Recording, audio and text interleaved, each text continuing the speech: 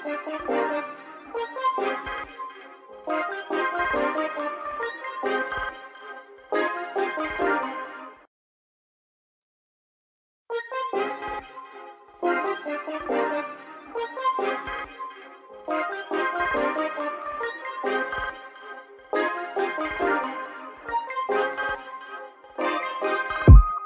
active, king of the palace, rubber like Malcolm, ball up fist in the air to the flashlight, yeah, hands up in the air till they gun me down, I keep it 100, they crunching.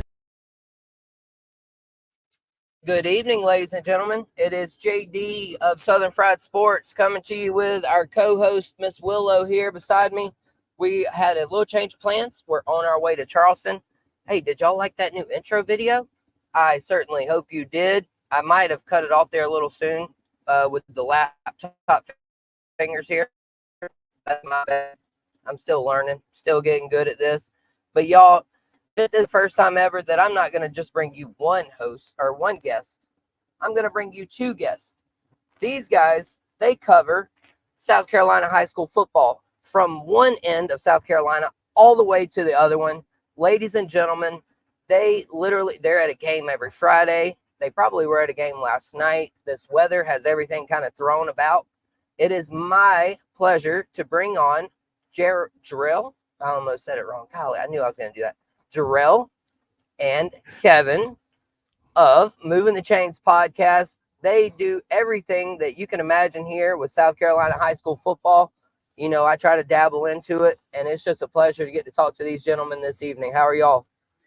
Doing well, man. Appreciate you having us on. Looking forward to talking some ball with you. Yeah, man, Absolutely. We appreciate it.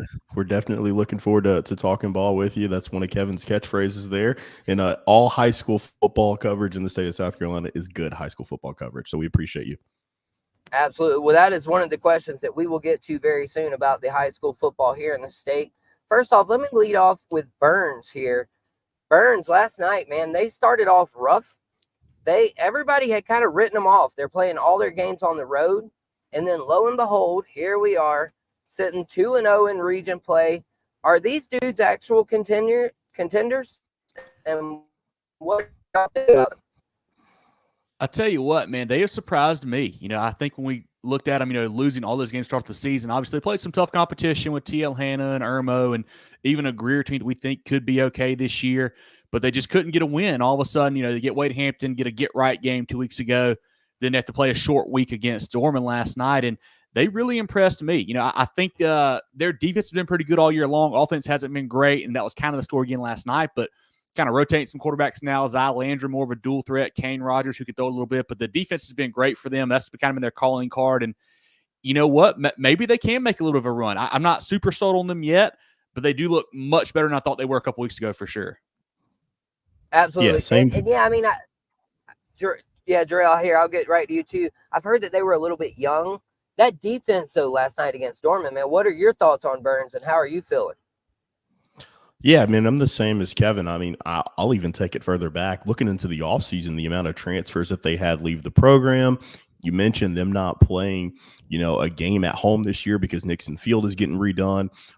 You know, I'd kind of thought this was going to be a bumpy road for them going into the season, and then they started off slow. So as they progressed, you know, that game against Greer, a team they had not beaten in 2.5 decades, you know, was not the best look. Again, get right game against Wade Hampton. But that performance last night really showed how good that defense is. They've been fantastic because Dorman's coming off a big win last week. But excited to see what the Rebels can do. Hopefully they can carry this momentum and get some things done. It's a great look. That's a great program here. Coach Shaw has done a fantastic job in turning this thing around really, really quickly. Absolutely. Couldn't agree more. As Willow, she gives you a vote approval. Gentlemen, yeah, sorry if I'm a little distracted. I'm sorry if I slur my words or anything here a little bit. I'm trying to watch my wife drive. I don't necessarily trust the spot that I am in currently. Normally, old JD is doing the driving. So I'm sitting over here. Frightened by all this rain and thunder and lightning. Gentlemen, so I was looking down y'all's poll. It's not necessarily a ranking. And that was one thing I found very interesting. As I kind of got more into it, I started to realize, I was like, oh, this is what y'all's votes are. as to those teams, and then y'all tally it up much like a top 25. And then one of the teams that I noticed up there was Hillcrest, right there in Simpsonville, South Carolina, where I live currently.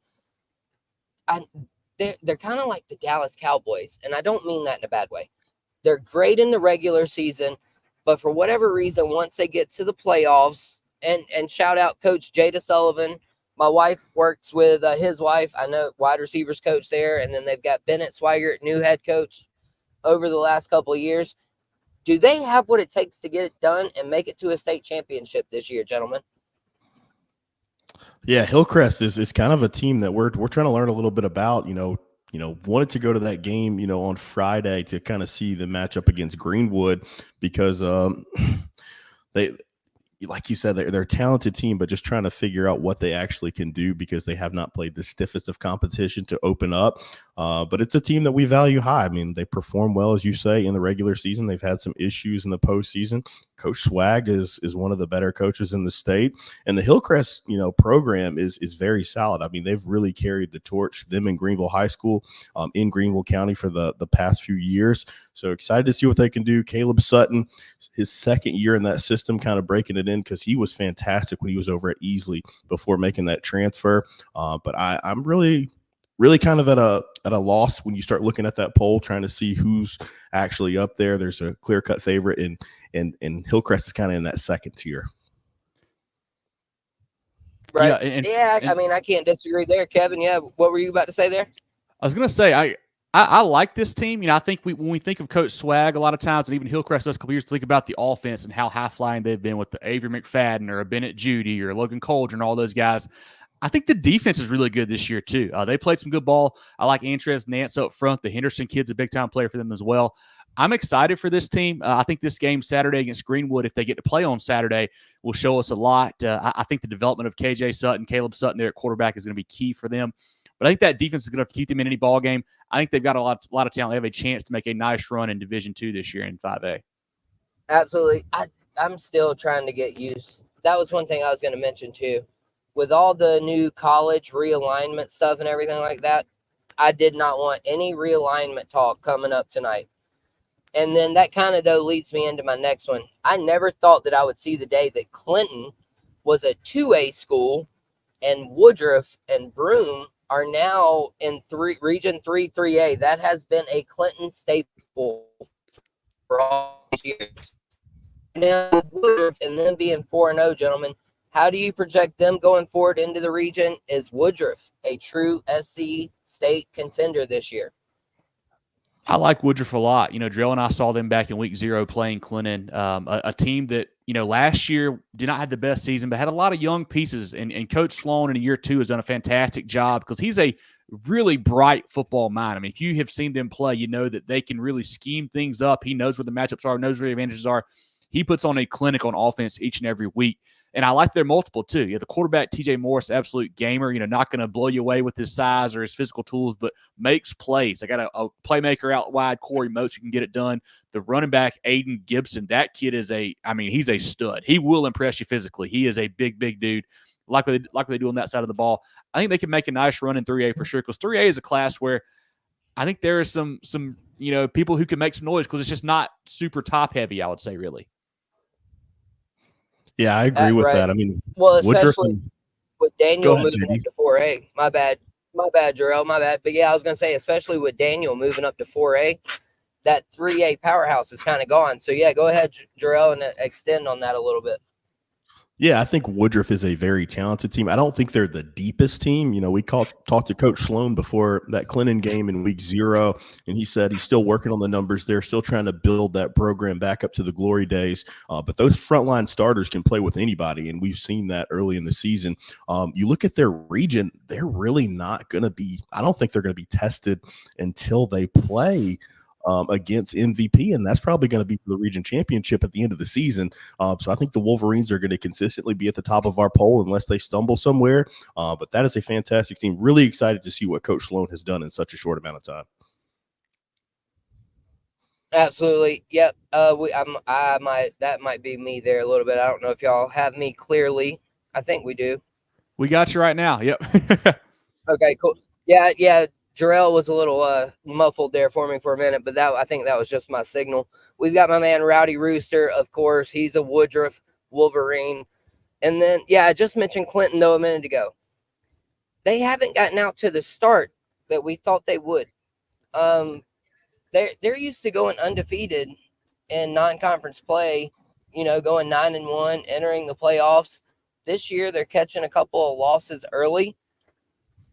Are they going to be fine in 2A? I mean, how do you guys see 2A going down?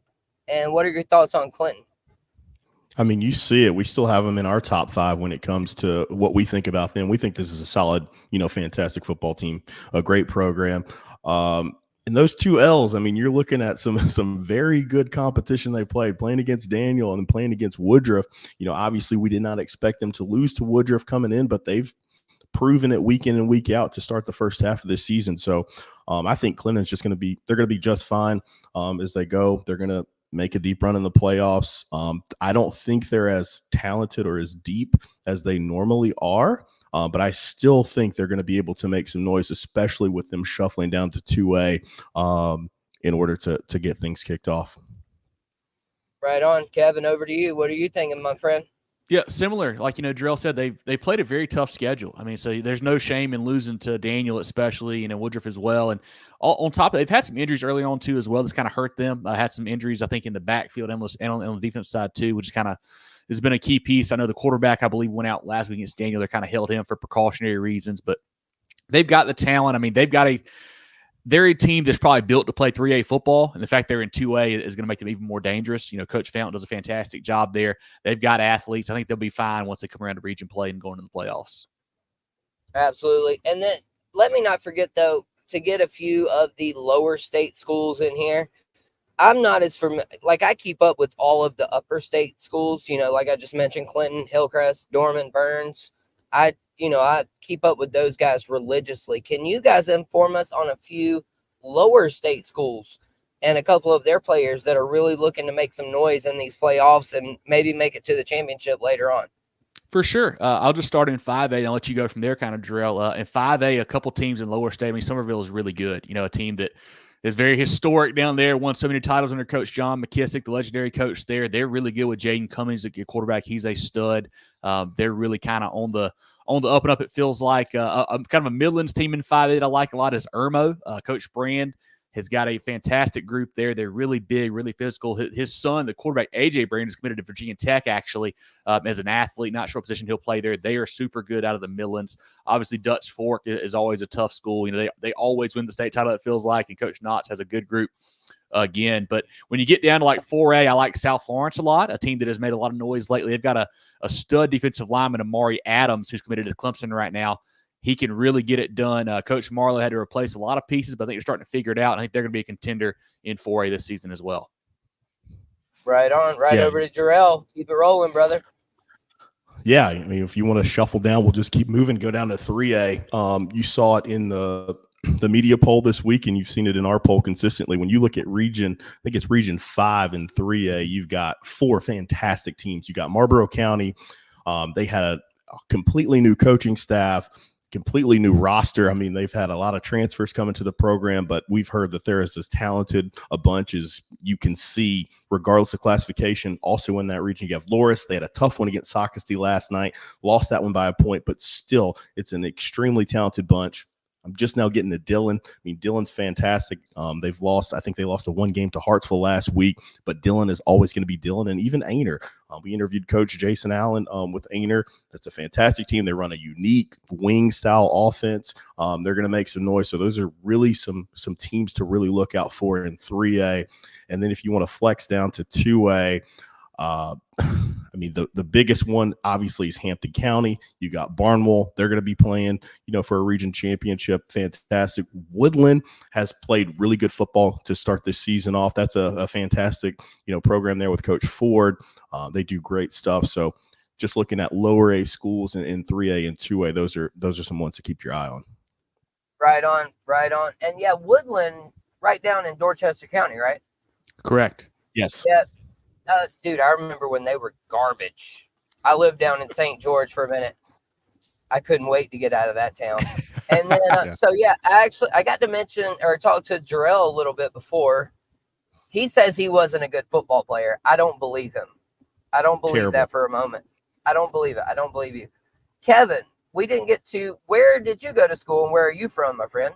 So grew up in Marion, South Carolina. Went to a Okay. private school there, PD Academy. So went to a Skeezer school. PD, That's right. That's prettiest right. little town in Dixie, baby. That's right. Went to a Wife's Skeezer over here school. pumping. She's over here. I got a Jerel. There we go. Okay, go Braves. Go Braves. I love it. He said, "Go Bravos." I love it. Yeah. So went to school down there, grew up down there, then went to Clemson and kind of lived in the upstate ever since. Right on, right on. Well, man, again, it's been a very awesome pleasure to have you guys on. Rowdy Rooster, of course, y'all saw him a minute ago. He's a Woodruff Wolverine. He said he loves you guys. He is subscribing. Appreciate everything that y'all do. He's actually got a son who's coming up. He's going to be playing varsity at Woodruff very soon. Awesome. I've got a little cousin, actually two. One, Peyton Pitts from Clinton, who now is a preferred walk-on at Clemson. At Clemson. And then Cal, little brother, coming up. He hasn't had any offers yet that I know of, but Trey Aiken there in Clinton got offered by the University of South Carolina. So that leads me into my next question. Do we have the talent here? Are we under-recruited in the state of South Carolina? Because my answer is yes. I 100% think that the talent is not recruited enough here. Yes, it's different systems. A lot of people run the ball a lot, but it's still athletes. It's still talent at the end of the day. Kevin, I'll go to you first, or Jerel. Yeah, Jerel, you take it away, my friend. Go ahead. What do you think about I'll jump in. Man, of course, obviously, that's part of the reason why we do this and we go so hard is to shine a light on these players. They are fantastic talents, and you can see it. I'm a Clemson guy through and through, but I am so impressed with what Shane Beamer and his staff is doing at South Carolina. They are really focusing on the in-state kids and giving them opportunities, and you've seen the results so far. I mean, Mazio Bennett from Greenville's doing well. You have Josiah Thompson, big left tackle, the freshman starting. He's from Dillon. Obviously, the quarterback, Lenora Sellers, is a star from South Florence. So you see these guys in state performing at a high level in the SEC just down the road in Columbia. Clemson has made a concerted effort to go after a lot more of these guys as well with Tyler Brown. Got Jarvis Green. You've got Antonio Williams. You see a lot of these studs that are matriculating. Amari Adams, you talked about South Florence earlier. He's committed to Clemson. So it's not just the top line guys who are going to these big time schools. I think they're starting to see that these guys can really play. And the state of South Carolina has fed, the group of 5 schools and a lot of FCS programs for years. When you look at your App States, your ECUs, even you go to the SEC, look at Kentucky, how much they've recruited the state of South Carolina. So, obviously we don't get as much shine because it's a smaller state. We're surrounded, by Georgia, Florida, North Carolina, things like that. But there is some fantastic football players in this state. Absolutely. And Kevin, follow up. What are you thinking about recruiting here in the state of South Carolina? I agree with Jerel, man. We've got so much talent here. I mean, we've probably got every year, I would say, 25 to 30 guys that are legit like Power 4, big-time conference guys. And there's just so many after that can play at the group of 5 or play at D2 or, FCS, whatever you want to call it. So there's always talent here, man. I feel like we go to a game each and every Friday night. We're surprised by some kid. We're like, hey, this kid can really go get it. Whether he's a senior or junior, whatever year, there's always some new guy popping up that seems to be explosive and seems to have, the size and skills to make it to the next level. So I think our state certainly has a ton of talent. I'm hoping that all the coaches in state continue to realize that, especially some of the lower level schools. And, I know that, South Carolina State's done a good job here in state, and I think Anderson will as well. Hopefully see some of those smaller programs like that continue to gobble up this talent and make some good programs as well. Right. Absolutely. Well, yeah, I mean, the reason I thought of that is I know Clinton has players at Cincinnati, Anderson University that you just mentioned, who just started a program again out of nowhere, won their first ever game. Huge. That's where one of my nieces is. I got another niece also with my other cousin at Clemson. And Rowdy Rooster, let me get his comment in. He said he takes back everything that he said about you guys. Oh no! Hey, I prefaced it, but I wanted to make sure to show those guys some love because they are doing a fantastic job recruiting in state. You mentioned those other programs. Look at a Newberry. I mean, you see Furman. You see these programs just gobble up Limestone. Limestone's done a fantastic job in getting these top level guys that we cover each and every week. So it's fantastic to see. I mean, and a name that I want to say, I know MVP Jalen McGill. He's a sophomore. If you haven't heard that name yet, that kid is fantastic. He's a sophomore? Or a Bro, junior. I thought he was older than that. Junior. He's a junior, my bad. Okay. Either way, no, I thought he was already a senior. And yeah, I've seen all the things. That was actually one of the names I was going to mention was McGill up there at MVP. Isn't there's a Sellers though at South Florence? Mm-hmm. Yeah, Jaden. Another Lenore's little brother, right? Yep. Yes. I mean, there is just outstanding talent here in the state of South Carolina. And that's exactly why I wanted to do a little bit of high school football. I don't do or cover or know nearly what you guys know. Trust me. I'm more focused. I had sophomore in my brain. Rowdy Rooster was bringing up. I was thinking about the sophomore player of the week that we had for our program from Woodruff was Aiden Gibson. I mean, he reminds me. Kid looks like James Wilder Jr. clone. I mean, this kid is fantastic. Kevin mentioned him earlier in the program, but yeah. Right. Oh yeah, no, right on. No, we're not criticizing you at all. I honestly thought McGill was probably a senior because he wasn't there some stuff about him getting recruited or poached, possibly. Wasn't that the player that was all focused around? Yeah, it depends on who you listen to, put it that way. Year one for Mountain View Prep there, and with it being a charter school, they have some different, I guess, logistics as far as who can go to school there and not. And Jalen McGill was at Broome up until this year, transferred over to MVP. Not sure what all went into that. I'm not going to say anything. I don't really know, but I did see those rumors flying around, but everybody likes to talk, and who really knows what all goes on behind the scenes for sure. Right. Well, I mean, heaven forbid the day. I know North Carolina's already having trouble with NIL and high school players. Somebody's suing the state over, NIL money and this and that. And we already saw, UNLV's quarterback. He's taking his ball home after 3 games. Heaven forbid that they kill the sanctity that is high school football. And yeah, we can leave it at that. Right. And so, yeah, let me see. Rowdy Rooster, let me get a couple of his comments in real quick. Let's see here what we got. What'd you say, Rowdy Rooster? One thing that hurts SC is that the travel ball is not as big in other states. I know personally from when I used to coach travel ball, going to other states like Georgia and Florida. So you think the talent is better in Georgia and Florida overall, Rowdy Rooster? I could see that. I could see where that could become an issue. They have personal trainers, coaches working with them 24/7. I could see that too. And then, like I said, we like to run the ball around here. I remember Clinton, we had a guy, 986 rushing yards one year, 1,100 the next. 0 D1 offers. That to me is just crazy, is it not, Jerel? Yeah, I think you're probably is it Bryson James you're talking about? No, this actually Shaquan Reeder. This back 05-06, right? 05-06. Deshaun's dad. Yeah, for sure. Yeah, that would be the one. Yeah, he looks like he can still play. We saw him a couple years ago. Dude, he should be. He had a cousin, Marlon Tribble. They both went to PC and played, and I swear they could have played on the Gamecocks. To me, they had the talent. I mean, I'm no expert, but I just feel like that a lot of these players don't ever get the recognition or, the kudos that they deserve coming from these schools like that. Well, the good thing, Rowdy Rooster pointed it out. It has been an uptick. There's a lot of trainers that are now getting involved with these guys. There's a lot of outfits, especially in these metro areas, that is helping these guys get recruited. Obviously, Palmetto Prep or the Palmetto series, they do combines across the state. So there's a lot of different ways that these kids are getting recruited. Obviously, it just depends on the area that you're in, where you're mentioning people running the ball more than throwing the ball. But I think with the age of huddle and social media and things that we're trying to do, you're trying to do, and these other outlets, these kids are getting the ability to more visibility, it seems. And you can certainly see the uptick in the volume of talent that is going to the next level in the state. Absolutely.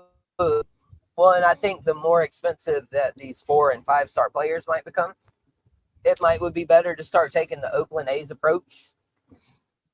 Don't do that. Ball. I mean, getting as many of the. I mean, well, not this year's Oakland A's, not by that, not the Oakland A's that are leaving, but the old Oakland A's. And the Billy Bean. Yeah, Oakland let me ask A's. you guys this. There, yeah, the money ball Oakland A's, yep.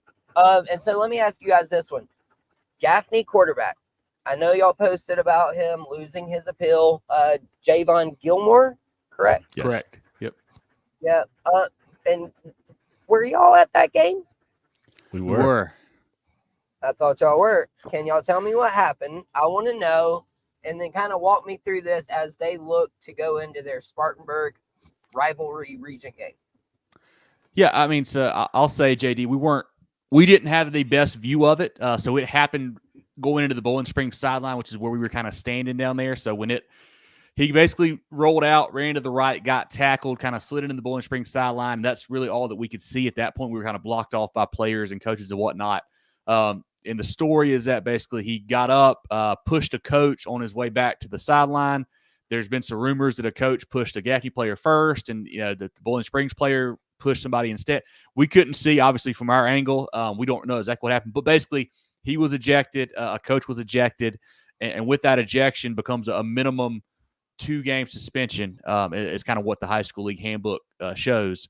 So he was suspended for that. They appealed it, I believe, yesterday. It was upheld. I think they're going to try to appeal it to the appellate panel next, but that may not happen until next week. So certainly interesting. Jerel and John and I talked about it on our preview show last week. We thought that Bowling Springs Gaffney game was probably going to be for the region title. We thought those are probably the 2 best teams. But now you got to play a Spartanburg team without your quarterback. That changes things a little bit. Certainly could, I think Gaffney's the better football team still, so I still think they win with more talent, but certainly could make it a lot more interesting if they somehow slip up without Gilmore back there at the helm. Yeah, the thing that makes that. Jerel, go ahead.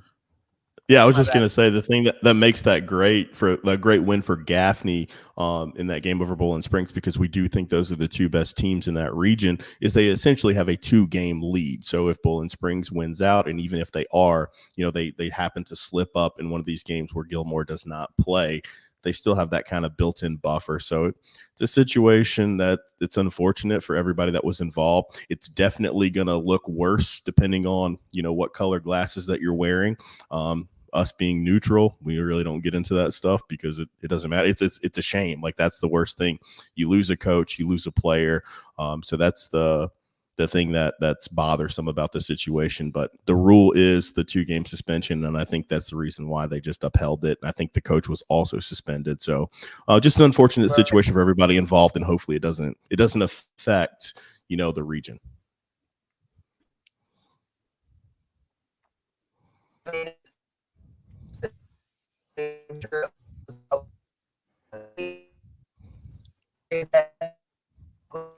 Down there, sure, it was nothing the NC State player spitting on this past weekend. Sure, nothing along those lines. But at this point, I think they've already lost one. I think we're just going to accept it and move on. Go on about your day. Rowdy Rooster, he wants to know, how do y'all make up your mind at what game you're going to go to each week? It is not an exact science. So it's literally week to week. So essentially what we do is we look at the slate for the week. We kind of pick some out. We normally are more focused on doing our prep work for our show on Tuesday, where we preview the entire week. We usually get to around Wednesday when we kind of zero in on a game. If the slate kind of like this one, where it's kind of wacky, or if there's a bunch of bye weeks, sometimes we may say, hey, we want to go see a specific player. We want to go to a specific venue we haven't been to, go see a specific team. So there's really no exact science. We try to spread we at least, it's hard for us to get to the coast, but we can at least get to the PD. So anywhere from the PD up, we usually try to go, and there's really no exact science to it. Right on. Hey, well, that's a very well way to go about it. I mean, and that was actually one of the questions I was going to ask, and I'll get you guys out of here. I know y'all been on for a minute. Again, I appreciate it very much. I think I'm getting down in this weird area where I might be losing signal a little bit. What a memorable game that you covered? Jerel, you start first, and then Kevin, I'll just let you go right into yours after Jerel. But what is the most memorable game where you were just like, man, that's the best game I've ever covered? When was it? Where was it? Who was it against? Oh man, that's tough. Honestly, it's crazy to think about it because we've been to so many great environments, so many great atmospheres. But as far as like a pure game, emotion, things like that, I'm going to cheat and go to last year's state championship games down in Orangeburg. We saw a thriller between West Side and South Florence. That was a 2-point game. And then the nightcap, that was for the 4A title. Then the nightcap was a 3A game. It was a 50-49 game in the overtime with Camden and Daniel. It was just fantastic. But just to pinpoint a specific game that I've been to the best, man, I don't know. There's been too many. We've been to way more great ones than we've been to bad ones. Been really fortunate doing this. Absolutely. How about anyone that TR might win? How about that one? I have not covered a TR game. Obviously, my alma mater is not good at football, so I try to. I would love to go up there and cover a game. Unfortunately, I have not been able to cover one up there, but excited to see what Coach Goodman's going to do with that program. Hopefully, they can get some things going. Absolutely. And Kevin, sorry, right on to you, brother. No, I mean, Jerel, those are two great ones right there, Jerel. We saw 3 or 4 great games. The state title last year. Yeah. But one that pops out to me because it was kind of when we were just first really getting going, and it really kind of the lead up to it was really big, and the game certainly delivered. And that would have been, I guess, the COVID season. So it would have been the 2020 football season, and that was when little old Gray Collegiate, back then 2A, traveled to Big Bad Gaffney at 5A to play week 3 or week 4. And, you expect a 2A, 5A matchup to not even be close. It's a back and forth ball game. KZ Adams for Gray Collegiate, now playing at SC State, had a huge, massive game there. Gaffney has a big lead. Gray comes back, gets an onside kick, has a chance to kick about a 45-yard field goal to tie it, comes up maybe a football short on the kick. Just an unreal game there. And that was one that, Jerel and I had been lucky enough, JD, to see that game happen probably in week 4, week 5. We were probably the only people in the state who had seen Gaffney and Gray Collegiate play in person already at that point. So we did our preview show. We were talking up Gray Collegiate like, hey, these guys, they're a 2A team, but they've got a chance to hang around here. They got a chance to win. And, of course, that caused some massive uproar in some social media groups. People like, oh, no way. And it really was – it got kind of out of hand, but it ended up being a great ball game, man. That was a really fun one, and kind of one that was just always sticks out to me because of, the way it went there at the beginning. Sure. All right. Well, gentlemen, hey, listen, I'll let y'all slide on out of here. Don't forget, though, go follow Movin the Chains on Facebook. I've got everything you need to know about them scrolling at the bottom of the screen. They do tremendous work. They do a much better job than I do. As I'm driving down the road, not driving while I'm riding, but I'm as scared as if I'm driving, like a roller coaster. Wifey's got something to say about it. But Kevin and Jerel, man, hey, you guys, y'all keep up the great work. Y'all are doing fantastic work. I hope that we can do this again very soon. Man, I appreciate you guys so much for even giving me a moment here at Southern Fried Sports. Southern Fried JD, Southern Fried gentlemen, all I say is be kind, be blessed, and don't be stressed. And we'll see y'all on the other side, all right? That sounds great, JD. We appreciate your time, man. Definitely look forward to do it again soon, man. All right. Well, hey, y'all have fun this weekend. I'm sure y'all got a docket full. Y'all go get to work. We'll see y'all soon, all right? Thanks, All buddy. right, thanks, JD. Ladies and gentlemen, that was so much fun. We had Kevin and Jerel of Movin the Chains. Y'all, I'm trying to drive down the road. I know we got a lot going on. Sorry if I seem distracted there. But as I say, be blessed, not stressed. Be kind to one another, dang it. And don't forget, we still have a contest going on. We have 5 more spots left for your $25 gift card. All you got to do is subscribe. Make sure to subscribe to Movin the Chains and Kevin and Jerel. Y'all go back and listen and watch. And also, y'all got to tell me what you think about my new intro video. So sorry if things were a bit grainy. Sorry if things were kind of a little bit hoopla-y. We kind of all over the place this evening. We're on our way to Charleston. We're still about an hour and a half, 2 hours away. We're going to the Citadel game this weekend. Gamecocks will win this weekend on their bye week. Clemson Tigers. Gosh, who do y'all even play this week? Clemson? Florida State? It's a Florida State week. I think it is, because Susan Lloyd of Susan Lloyd Photography joins me next week here on Southern Fried Sports. But y'all, as I said, it's been a fantastic time. I hope y'all appreciate that content. Moving the Chains. Enjoyed it, JD. Appreciate you. Hey, no, Moving the Chains. I appreciate you guys. Y'all gave me the time. I just try to give a few people a platform, my guy. Rowdy Rooster. He said it's redemption time, fellas. Y'all talk some good stuff about the Gamecocks, even though you're Clemson fans. Thank y'all so much for coming on the show, as Rowdy Rooster says. But again, listen, we're going to head down to Charleston. I will be live from the Citadel game this Saturday for Uncle Mark's 60th birthday. But until then, y'all try to stay dry. Enjoy this new intro, outro video, because we out here.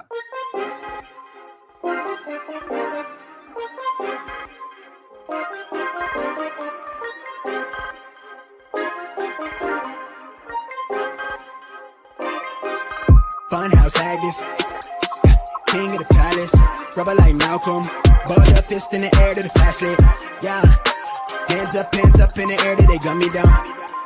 I keep it 100, they crunching.